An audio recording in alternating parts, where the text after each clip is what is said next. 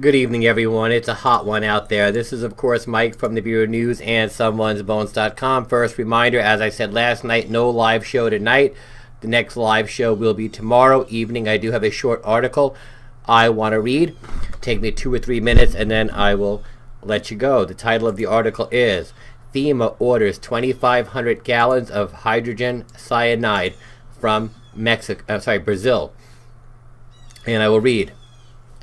The Federal Emergency Management Agency, FEMA, has ordered 2,500 gallons of hydrogen cyanide from Brazilian chemical manufacturer Asco Química, says a FEMA employee wishing to remain anonymous.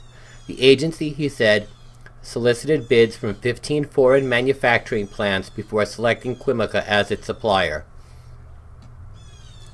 This purchase marks the third time in 12 months FEMA will have used foreign distributors to procure lethal items that could be used to maim or kill law-abiding Americans.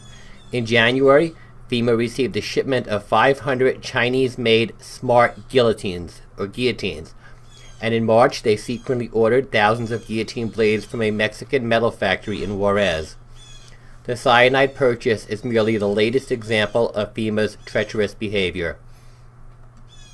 Hydrogen cyanide, sometimes called prussic acid, is a colorless, lethal, and flammable liquid that boils slightly above room temperature. It can be dispersed indoors as either liquid aerosol or gas. Weaponized during World War I, it was used as a chemical weapon against the Central Powers by France, the United States, and Italy. It is now listed as Schedule III under the Chemical Weapons Convention. Our source could not confirm FEMA's motivation for acquiring the deadly toxin, but he believes FEMA will distribute it among internment camps and prison barges. The purchase order, he said, requested the 2,500 gallons be delivered in 50 hermetically sealed 55-gallon drums. Additional instructions illustrate FEMA's deceptive nature. The agent in charge insisted Asco Química stenciled the words potable water on each container. I quote our source. This was done, of course, to hide the actual content. FEMA has become a master of subterfuge. From the top down, FEMA believes the American people are its enemy. Agents are taught tricks of the trade to control and cajole the public. It scares me to think what these chemicals will be used for, but the conclusion seems obvious.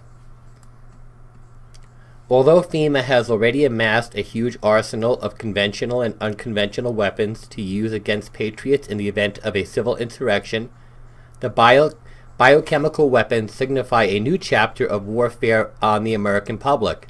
If FEMA had its way, our source said, half of America would be dead, and the other half would be enslaved in FEMA camps.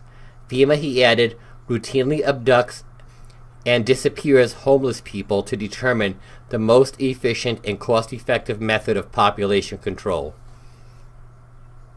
Quote him again. They'll probably round up 20 or 30 and toss them in a room filled with hydrogen cyanide gas. They'll figure out to the 10th decimal place how many cubic centimeters of gas it takes to extinguish a single person, and weigh that against the cost of a bullet or the swipe of a guillotine blade. Cost isn't the only factor. They seek the best way of inspiring fear in people. Imagine if you're a child and you see your mommy and daddy thrown into a gas chamber. They look for the easiest way to gain compliance, our source said. Asked why FEMA outsources execution devices rather than simply manufacture or purchase domestically, our source said foreign purchases help blunt accountability and shroud FEMA's sinister agenda from the population. In closing, research shows death by hydrogen cyanide is not a particularly enjoyable experience.